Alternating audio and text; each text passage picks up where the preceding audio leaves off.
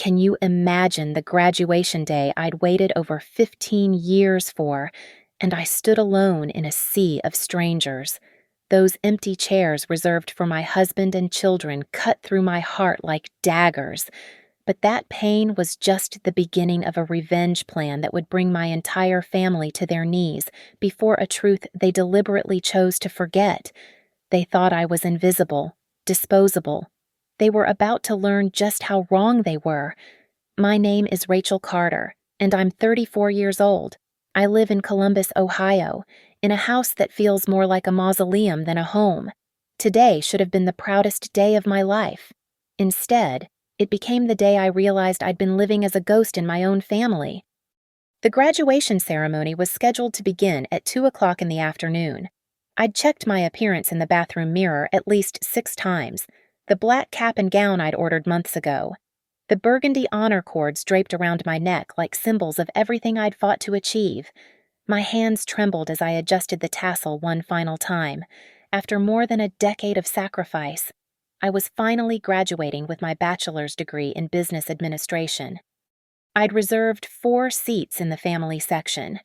4 seats that now stared back at me, empty and accusatory, like witnesses to my abandonment. The ceremony program crinkled in my sweating palms as I watched other graduates embracing their loved ones, posing for pictures, sharing tears of joy and accomplishment. Around me, the auditorium buzzed with excitement and pride. Families clutched bouquets and homemade signs. Children squirmed in their Sunday best while grandparents dabbed at their eyes with tissues. And there I sat, alone. My phone had been silent all morning, save for the automated reminder from the university parking services. No good luck texts. No "we're so proud of you" messages. Nothing. The silence felt heavier than the Ohio humidity that clung to my skin beneath the polyester gown. At 1:45, 15 minutes before the ceremony was set to begin, my phone finally buzzed, not with the message of support I'd been desperately hoping for, but with a group text from my husband Mark to our family chat. The preview on my lock screen made my stomach plummet. At Vanessa's exhibition opening, amazing turnout. Look at this crowd. Attached was a photo that felt like a physical blow. There was Mark, my husband of 15 years, standing beside his sister Vanessa with a champagne flute in his hand and a smile I hadn't seen directed at me in months. Behind them, our 3 children, Emma, 16, Jake, 14, and little Sophie, 11, all dressed in their best clothes. The same clothes I'd suggested they wear to my graduation. They were gathered around one of Vanessa's abstract paintings, looking engaged and animated in a way they never did when I talked about my studies or my dreams. My mother-in-law, Patricia, appeared in the next photo, her arms wrapped around Vanessa as if she were presenting a Nobel Prize winner to the world. The woman who had never once asked about my grades or my thesis was beaming with pride for her daughter's latest hobby. The messages continued to flood in. Mark, so proud of our Vanessa. This is her moment. Emma, Aunt Vanessa is literally famous now. This is so cool. Jake, Mom, you should see how many people are here. Patricia, our little artist is finally getting the recognition she deserves. Each message was a knife twist. Our little artist. Our Vanessa. They spoke about her like she'd cured cancer, not hung some paintings in a local gallery that her parents' connections had undoubtedly secured for her. I typed and deleted a dozen responses. I wanted to scream that today was supposed to be my day, that I'd been working toward this moment for years while Vanessa flitted from one artistic whim to another, always supported, always encouraged, always celebrated, but my fingers felt paralyzed, and the words wouldn't come. The dean's voice echoed through the sound system, welcoming everyone to the graduation ceremony. I looked around one more time, hoping against hope that maybe they'd changed their minds, that maybe Mark would come rushing in with the kids, apologetic and proud. But the seats remained empty, and the reality settled over me like a suffocating blanket. They had chosen. When forced to pick between supporting their wife and mother on one of the most important days of her life, or attending another one of Vanessa's self-indulgent art shows. They had chosen Vanessa. It wasn't even a difficult decision for them, apparently. As my row was called to stand, I rose on unsteady legs. The weight of my accomplishment, which should have felt triumphant, now felt hollow and meaningless. I was about to walk across that stage and receive my diploma, the symbol of years of late-night studying, of juggling homework with household duties, of proving to myself that I was more than just a wife and mother, and the people who were supposed to love me most couldn't be bothered to witness it. But as I took my place in line with my fellow graduates, something else began to simmer beneath the hurt and disappointment, something darker and more dangerous than the tears threatening to spill down my cheeks. It was anger, pure, undiluted rage at the profound injustice of it all. They thought I was forgettable, expendable, a supporting character in their lives rather than the protagonist of my own story. They were about to learn just how wrong they were. I was 19 when I married Mark Carter, young and stupidly in love with his easy smile and confident swagger. He was 22, fresh out of college with an engineering degree and big dreams about building his career in construction. I had been accepted to 3 universities with partial scholarships, my guidance counselor calling me college material with genuine excitement in her voice. But Mark painted such a beautiful picture of our future together, the house we'd build, the children we'd raise, the life we'd create from nothing. "You can always go back to school later," he'd said, pulling me close on the night he proposed. "But we can build something amazing together right now." So I said yes, to the proposal, to the dream, to sacrificing my own ambitions for what I believed was our shared vision. The babies came quickly. Emma arrived 10 months after our wedding, screaming and red-faced and absolutely perfect. Jake followed 18 months later, then Sophie 3 years after that. Each pregnancy meant putting my education further on the back burner, each child another reason why later never seemed to arrive. While I was drowning in diapers and sleepless nights, Mark was climbing the ladder at Stonefield and Beckett Designs, the mid-size construction firm where he'd started as a junior project manager. He worked long hours, came home exhausted but energized by his successes, talking about contracts and deadlines and the partners who were beginning to notice his talent. I listened, bouncing a crying baby on my hip, feeling proud of him while simultaneously feeling myself disappearing into the background of my own life. And then there was Vanessa. Mark's younger sister had always been the family darling, the artistic one, the free spirit, the one who could do no wrong in their parents' eyes. While Mark was building a stable career and I was building a family, Vanessa was finding herself through various creative pursuits. First it was poetry, then photography, then jewelry making, then pottery. Each new artistic phase was met with the same enthusiastic support from Mark's parents, Patricia and Robert Carter, who seemed to view their daughter's instability as charming rather than concerning. "Vanessa is just so gifted," Patricia would coo during family dinners, while I sat there with spit up on my shirt and exhaustion weighing down my shoulders. "She has such a unique perspective on the world." What Vanessa had was wealthy parents who could afford to subsidize her artistic wanderings indefinitely. While I was clipping coupons and stretching our grocery budget to accommodate Mark's student loans and our growing family, Vanessa was traveling to art retreats in Sedona and taking expensive workshops in Tuscany. Her parents' checkbook seemed to have no bottom when it came to supporting their daughter's artistic journey. The inequality of it all was staggering. But what hurt worse was how Mark seemed blind to it. He would light up when Vanessa shared her latest project, giving her the kind of attention and enthusiasm that I craved for my own accomplishments. When I managed to organize a successful PTA fundraiser or coordinate a neighborhood block party, Mark would grunt his approval while scrolling through his phone. But when Vanessa showed him her latest abstract painting, usually some chaotic swirl of colors that looked like a toddler had gotten into the art supplies, he would study it with the intensity of a museum curator. "You can really see her growth as an artist," he'd say seriously, nodding as if he understood something profound that the rest of us were too simple to grasp. Years passed in a blur of school events, soccer practices, and family obligations. Mark's career continued to flourish. He made senior project manager, then associate partner, his salary growing along with his confidence. We moved to a bigger house in a better neighborhood, one that showcased his success while keeping me busy with even more maintenance and upkeep. Meanwhile, Vanessa drifted from medium to medium, her latest obsession always treated as if it were the breakthrough that would finally establish her as a serious artist.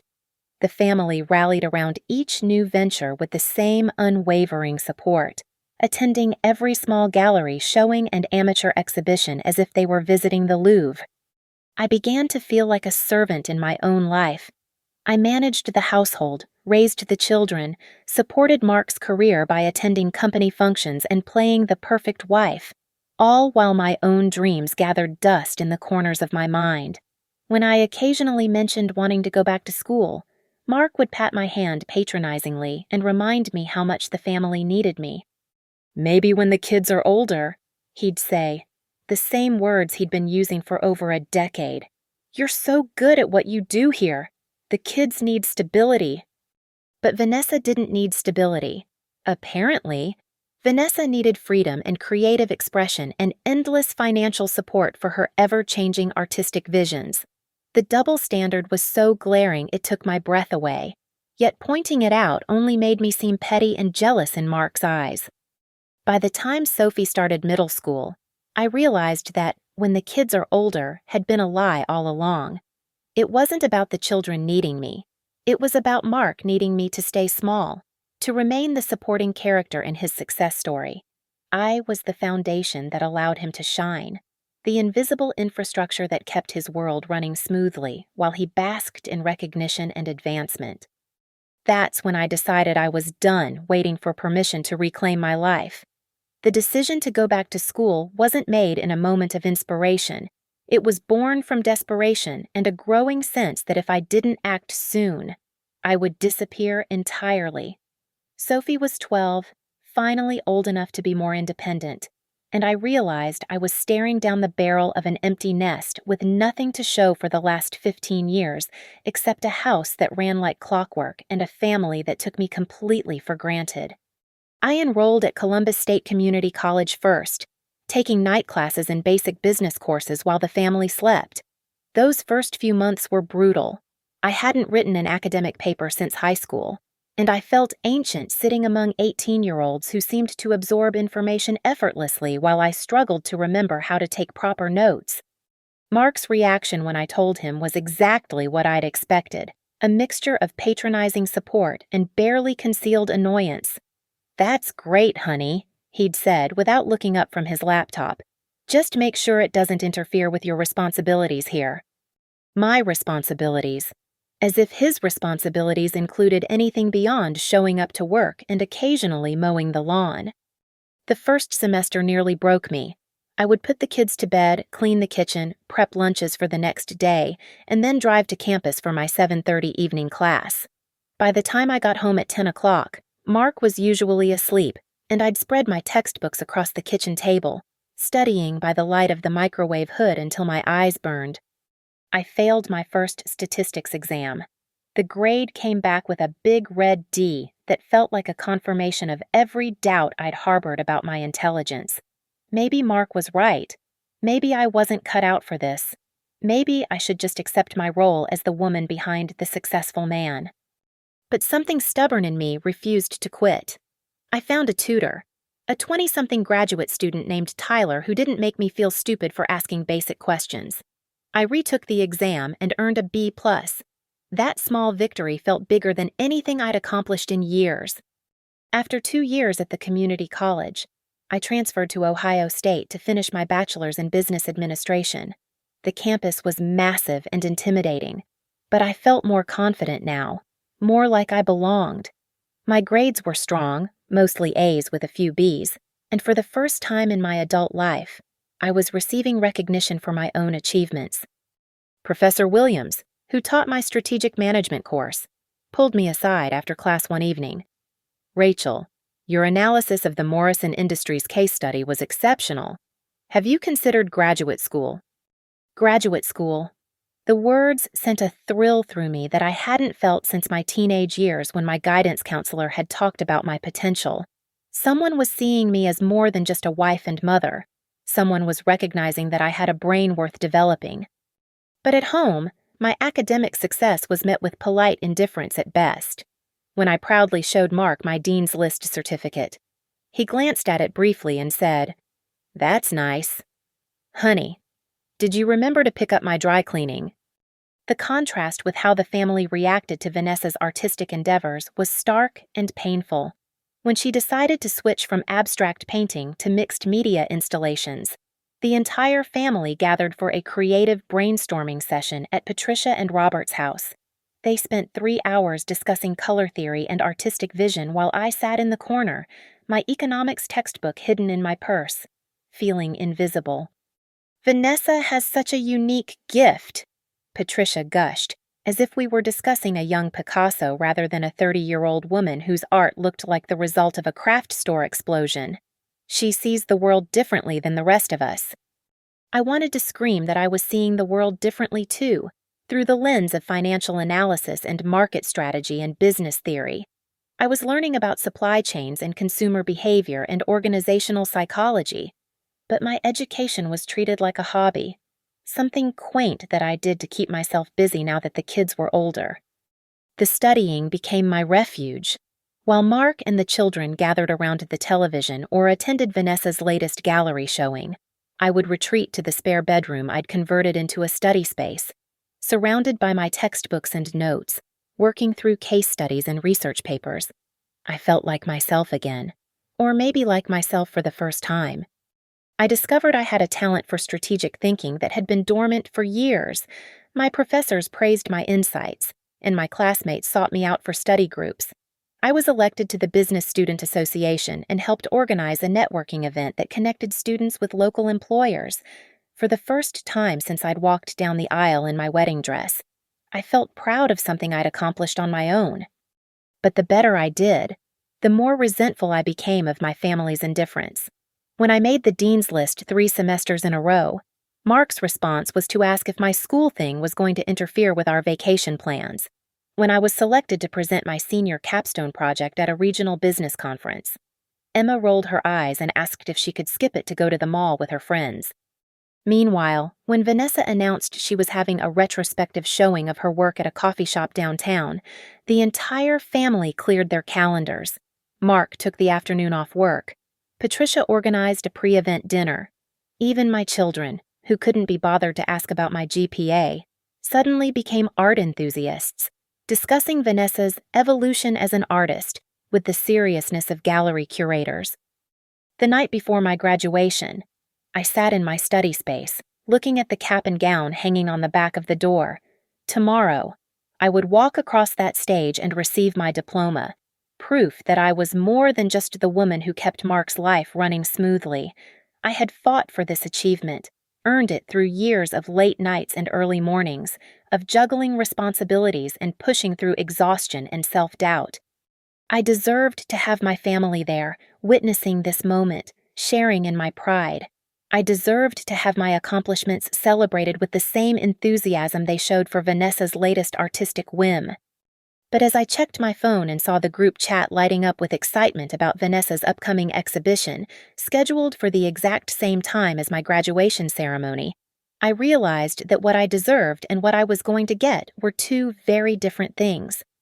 The pattern was so clear now that I wondered how I'd been blind to it for so long. In this family, I was the supporting cast member, valuable only for what I could do for others, never worthy of recognition in my own right. That was about to change. I announced my graduation date in January, 4 months before the ceremony. I circled it on every calendar in the house, sent calendar invites to everyone's phones, and made dinner reservations at Romano's, Mark's favorite Italian restaurant, for 6 o'clock that evening.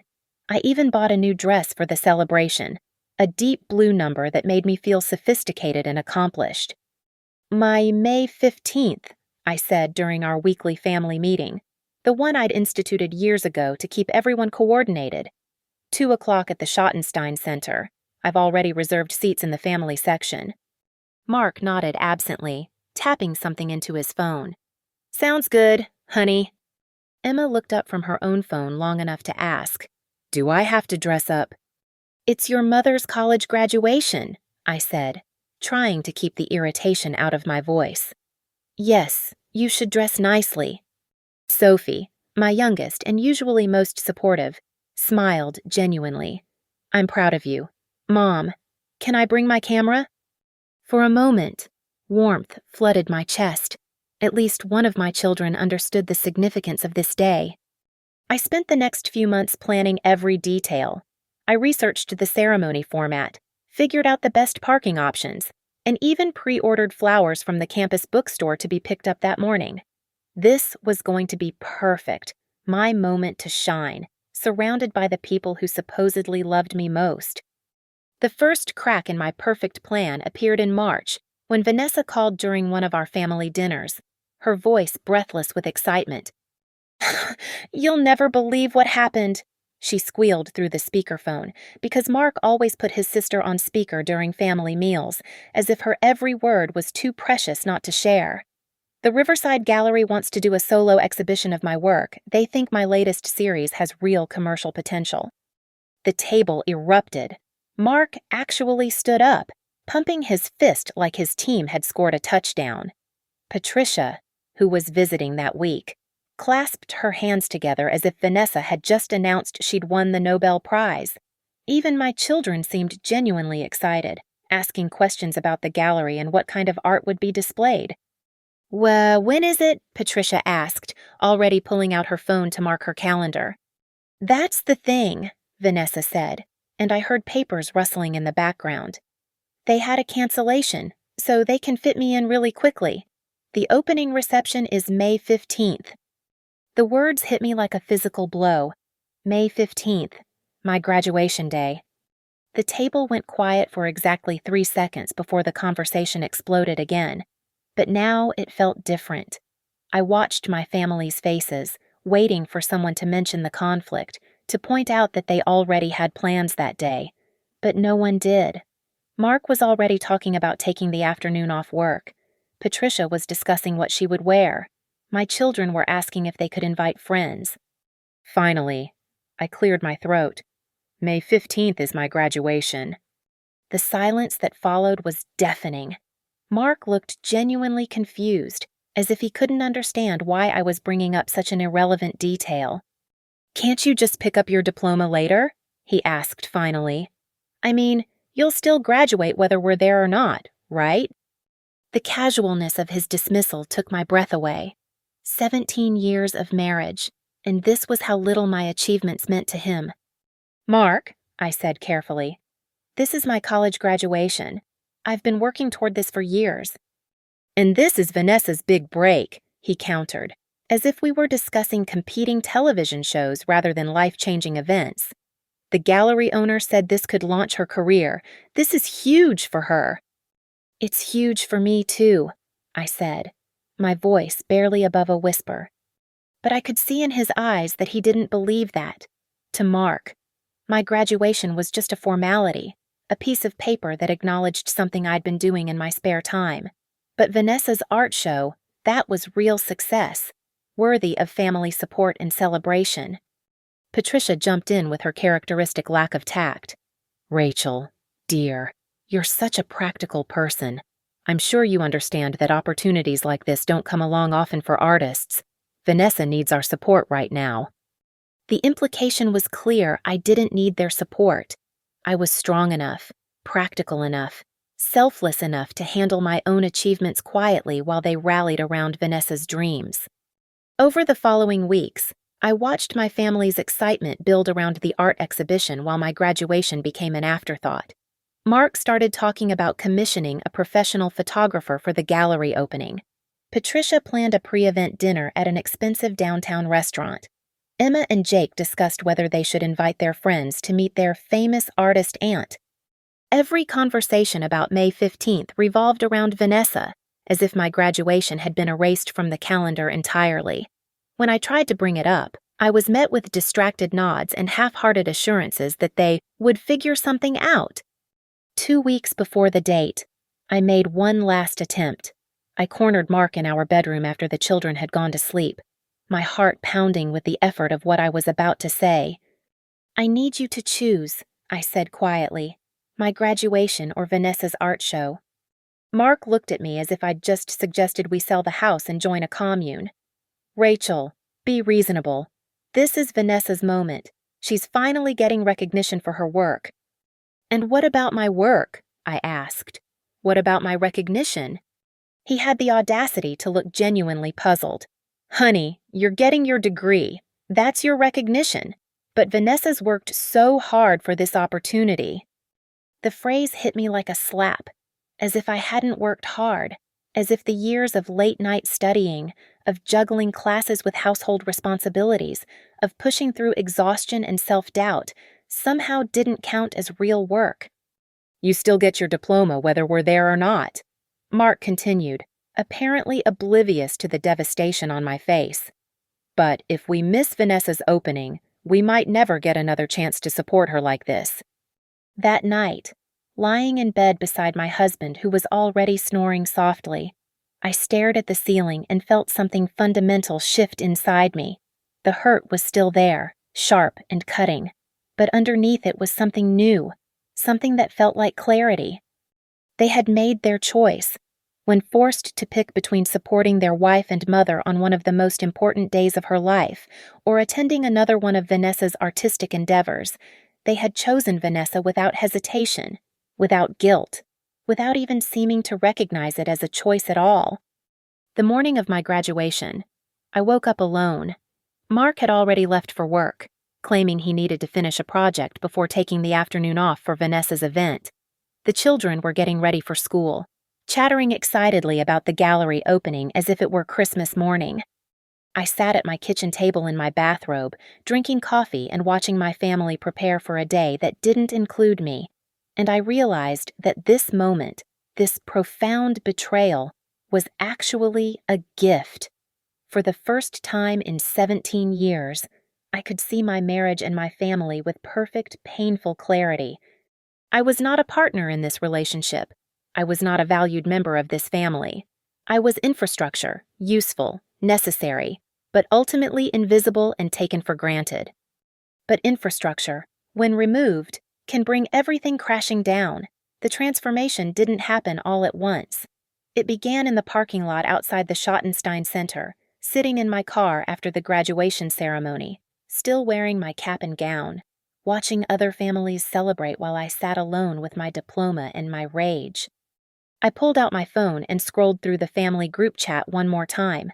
Photo after photo of them at Vanessa's gallery opening, Mark with his arm around his sister, beaming with pride, my children posing next to abstract paintings like they were visiting the Metropolitan Museum of Art, Patricia holding court with gallery patrons, probably telling anyone who would listen about her talented daughter. But it was the final message that broke something inside me permanently. A photo of the whole family raising champagne glasses in a toast, with Mark's caption, "To Vanessa. Tonight you showed the world what we've always known. You're destined for greatness." Destined for greatness. I had just graduated summa cum laude with a degree I'd earned while managing a household, raising 3 children, and supporting his career for 15 years. But Vanessa hanging some paintings in a coffee shop gallery was destined for greatness. I sat in that parking lot until the sun began to set, and when I finally drove home, I wasn't the same woman who had left that morning. The hurt was still there, a constant ache in my chest, but it was being consumed by something much more dangerous cold, calculating fury. They thought I was disposable. They had made that crystal clear, but they had no idea who they were really dealing with. That night, while my family celebrated at their fancy dinner for Vanessa, I sat at my kitchen table with my laptop and began to research. I started with Mark's finances, our joint accounts that I'd never paid much attention to beyond making sure the bills were paid. What I found made my blood boil. Over the past 2 years, Mark had made a series of transfers to Vanessa, 500 here, 1,000 there, sometimes as much as 3,000 at once. When I dug deeper into the transaction details, I found payments to art supply stores, gallery rental fees, even a payment to a marketing consultant who specialized in emerging artists. My husband had been secretly funding his sister's artistic career while lecturing me about being practical and reasonable about my own ambitions. The money I'd been carefully budgeting, the expenses I'd been cutting to help save for our children's college funds. He'd been siphoning it off to bankroll Vanessa's latest whim. I screenshot everything: bank statements, transaction records, even the email trail I found when I finally accessed Mark's email account. The password was still Buckeyes 2019. The man had never been creative. The correspondence between Mark and his parents revealed the full scope of their financial support for Vanessa. They weren't just enabling her, they were orchestrating an elaborate charade to make her appear more successful than she actually was. But the financial betrayal was just the beginning.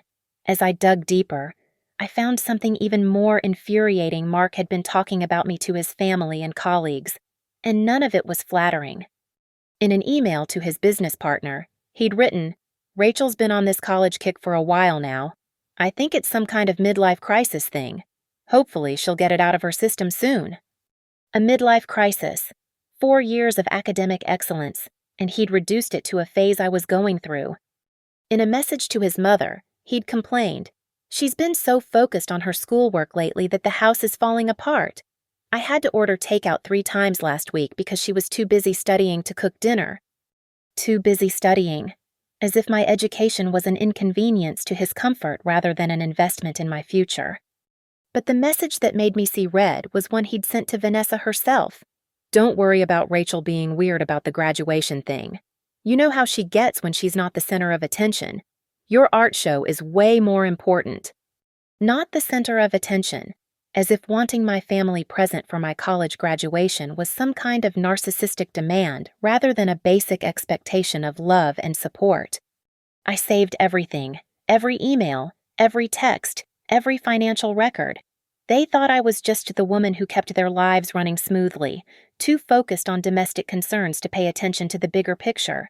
They had no idea that my business degree had taught me exactly how to analyze patterns, trace financial flows, and build compelling cases with hard data. The next morning, I called in sick to my part-time job at the local nonprofit where I'd been working since graduation. Instead, I drove to campus and knocked on Professor Williams' office door. He'd been my favorite instructor, and more importantly, he'd been trying to convince me to apply for graduate school. "Rachel," he said, genuine pleasure lighting up his face.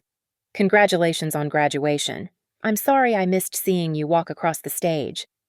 "Thank you," I said, settling into the chair across from his desk. "Actually, I wanted to talk to you about that graduate school conversation we had." We talked for 2 hours. Professor Williams introduced me to the concept of entrepreneurial ventures within the business school, programs that helped students develop real companies while earning their MBA. He mentioned a particular focus on technology platforms that could disrupt traditional industries. "Have you ever thought about the art world?" he asked, leaning back in his chair. "It's incredibly fragmented, with artists struggling to find audiences and buyers having trouble discovering new talent. There's a real opportunity for someone with your analytical skills to create something innovative." An idea began to form, not just for a business, but for something much more personal. Over the next few weeks, while my family continued to bask in the afterglow of Vanessa's successful art show, I quietly began building my plan.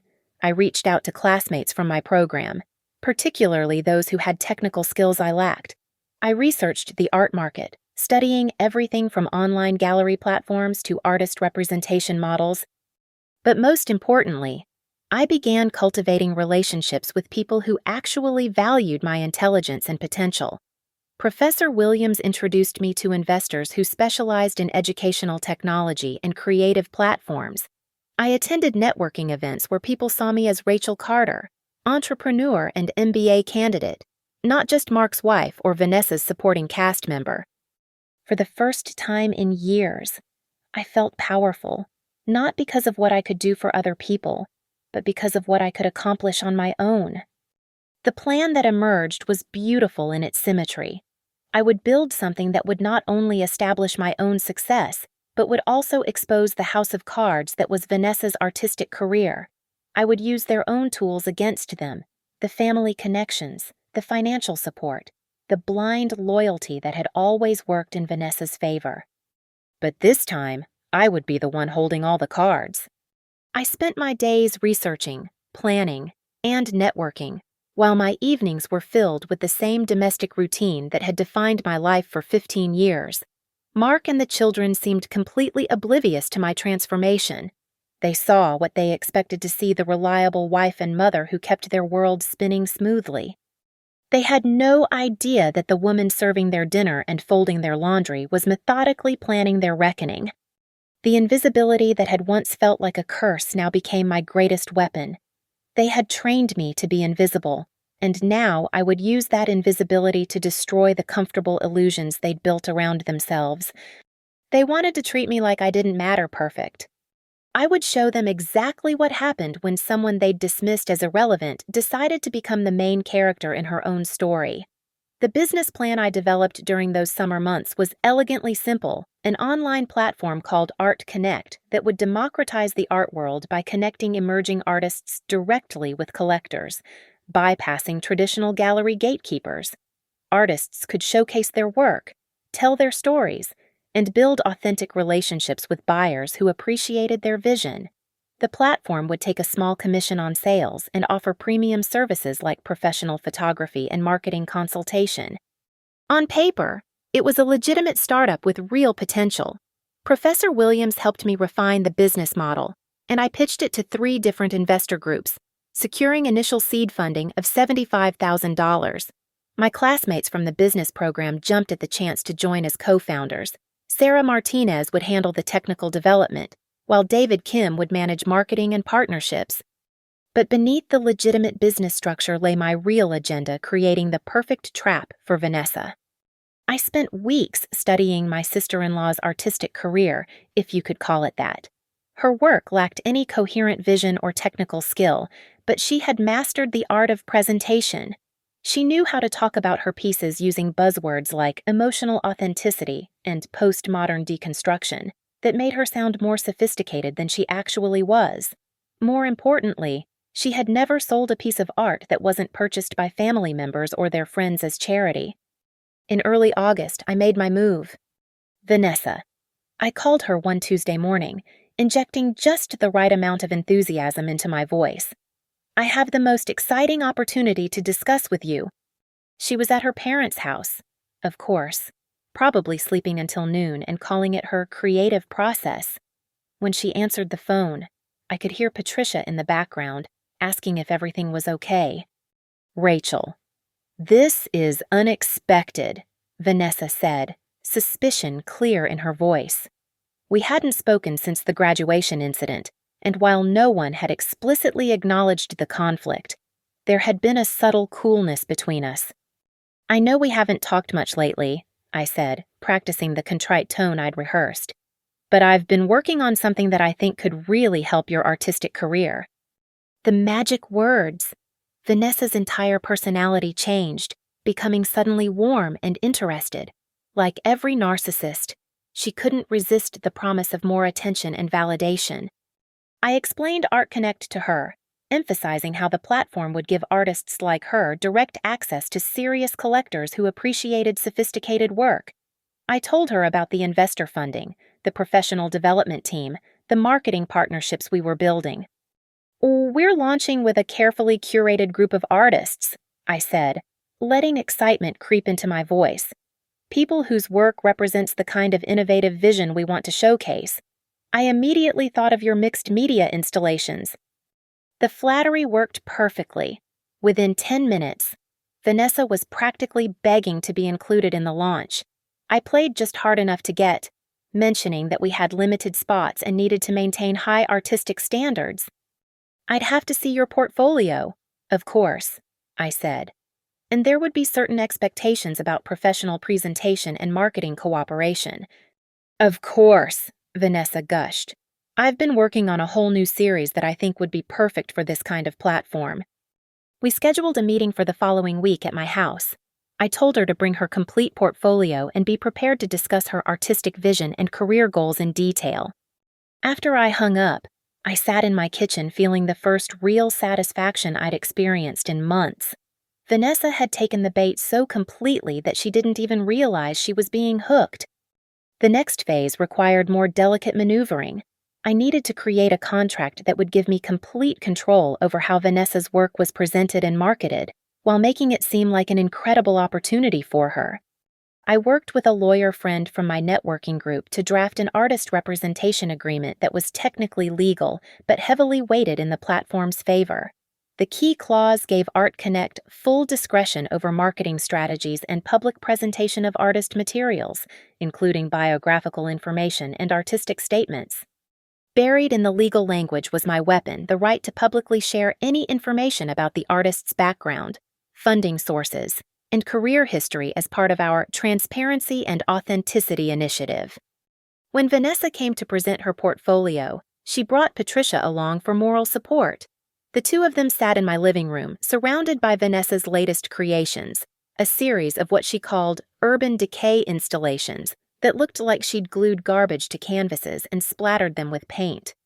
These pieces represent the death of traditional artistic boundaries," Vanessa explained earnestly, gesturing at a particularly hideous creation that appeared to be made from coffee filters and nail polish. "I'm exploring the intersection of consumer waste and emotional authenticity." I nodded thoughtfully, taking notes as if I were documenting the next Van Gogh. Patricia beamed with pride, occasionally jumping in to explain how Vanessa's work had evolved since her last show. "The market response has been incredible," I lied smoothly. "Our collector base is particularly interested in artists who are breaking new ground in mixed media. But I have to ask about your sales history. Our investors want to see that artists have demonstrated market viability." The question hit exactly as I'd intended. Vanessa's face flushed slightly, and she began stammering about how true art wasn't about commercial success.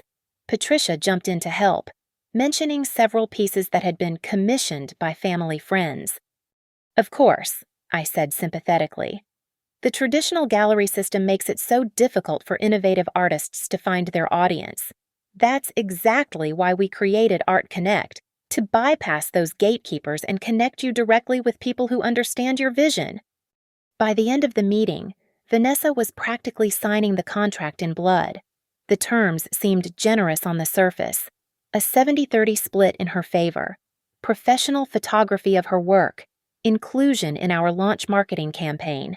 She didn't notice the clause that would give me access to her financial records for transparency verification, or the requirement that she provide detailed information about her artistic funding and support systems.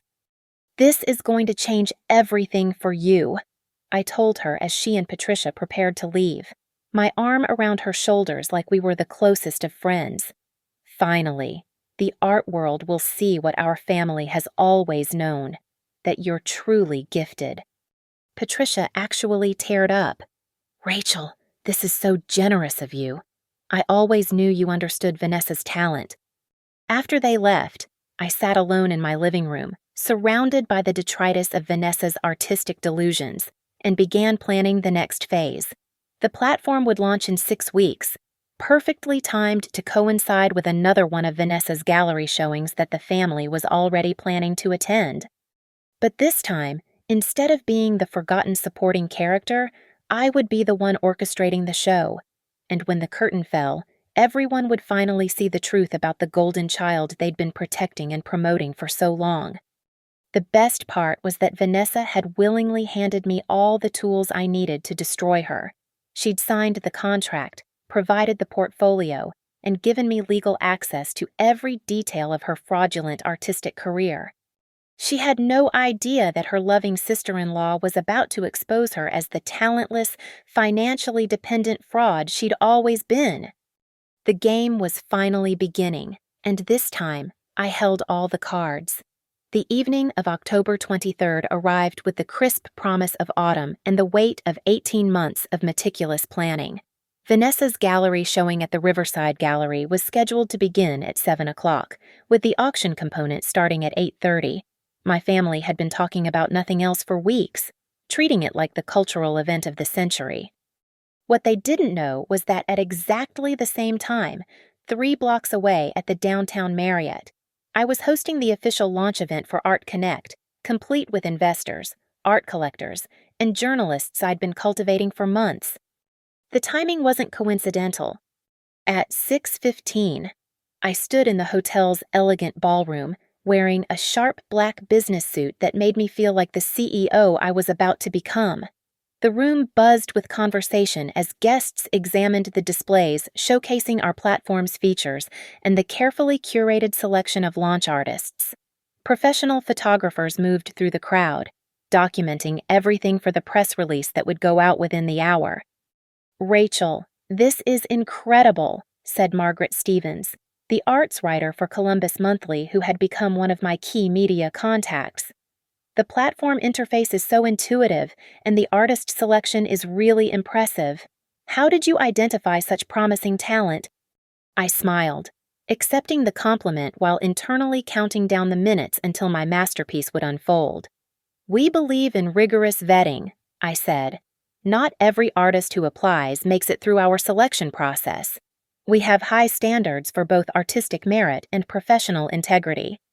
At 6:45, my phone buzzed with a text from Mark. "At the gallery. Vanessa looks amazing. Wish you were here to support the family." Support the family. The irony was exquisite.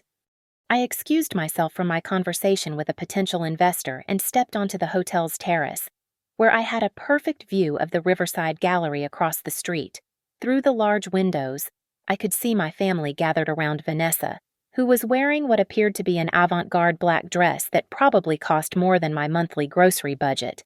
Patricia and Robert flanked her like proud parents at a wedding, while Mark played the role of supportive brother, clearly basking in reflected glory.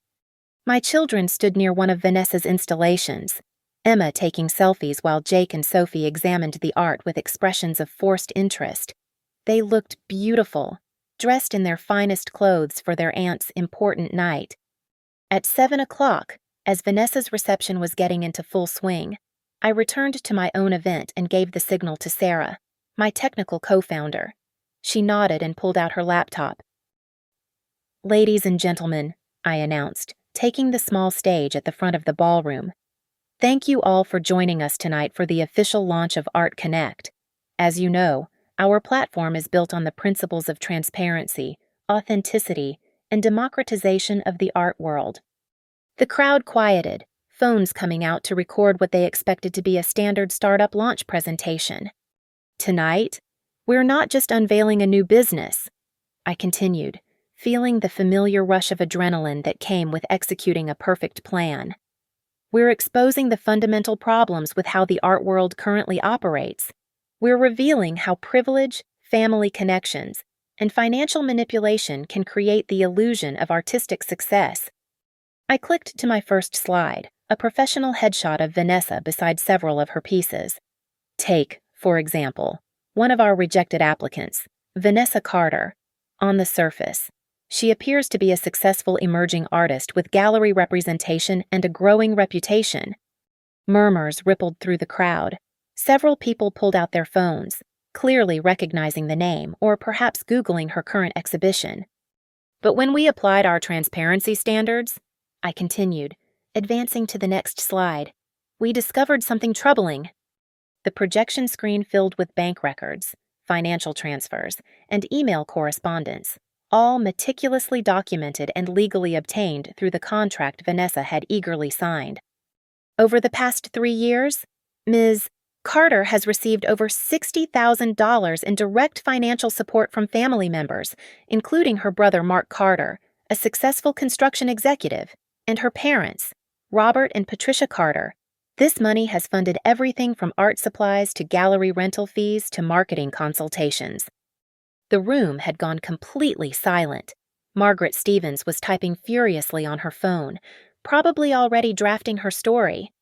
"Furthermore," I said, my voice carrying clearly through the ballroom, "our investigation revealed that every single piece in Ms. Carter's portfolio that has been sold was purchased by family members or their close associates.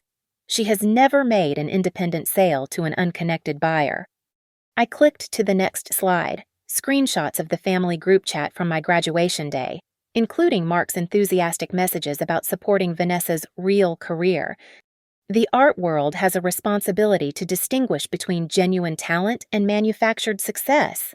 I continued, At Art Connect, we believe collectors deserve to know whether an artist's reputation is based on merit or family wealth and connections. My phone was buzzing constantly now with notifications. I glanced down and saw frantic texts from Mark. What the hell is happening? People are leaving the gallery. Someone said you're doing a presentation about Vanessa. I ignored the messages and continued my presentation, methodically dismantling every aspect of Vanessa's artistic credentials. I showed how her gallery placements had been secured through her parents' social connections, how her art reviews had been written by family friends, how even her artist statement had been crafted by a professional consultant paid for by Mark. This is what we mean by transparency, I concluded, looking directly into the cameras that were now streaming my presentation live on the Art Connect website. Authentic artistry deserves authentic recognition. Family-funded vanity projects should not be presented as legitimate artistic careers. As I finished speaking, the room erupted in applause and urgent conversation. Investors surrounded me with congratulations and business cards. Journalists peppered me with questions about our vetting process and whether we planned to expand our transparency initiative to other markets. Through the hotel windows, I could see chaos erupting at the Riverside Gallery. People were streaming out of the building, many checking their phones as word spread about my presentation. I watched Patricia gesticulating wildly at someone, probably the gallery owner. Mark was pacing near the entrance, his phone pressed to his ear. And there was Vanessa, standing alone beside one of her installations, looking small and devastated as her carefully constructed evening collapsed around her. Margaret Stevens approached me with a gleam in her eyes that told me she understood the full scope of what had just happened. "Rachel, this is brilliant," she said. "You've essentially created a case study in art world manipulation using your own family member as the example." "Sometimes," I said, watching my family's humiliation play out across the street, "the most important lessons come from the closest sources." My phone rang, Mark calling. I let it go to voicemail. Tonight wasn't about reconciliation or explanation. Tonight was about consequences. For 18 months, I had been invisible, dismissed, treated as if my achievements and feelings didn't matter. Tonight, they learned what happened when someone they'd underestimated decided to stop hiding in the shadows. The game was over, and I had won completely. At 9:30 that evening, I stood on the stage of the Marriott Ballroom, still wearing my black business suit, but now it felt like armor that had carried me through the most important battle of my life. The crowd had thinned slightly, but the energy in the room was electric. Investors were already discussing funding rounds. Journalists were filing their stories, and my phone hadn't stopped buzzing with interview requests.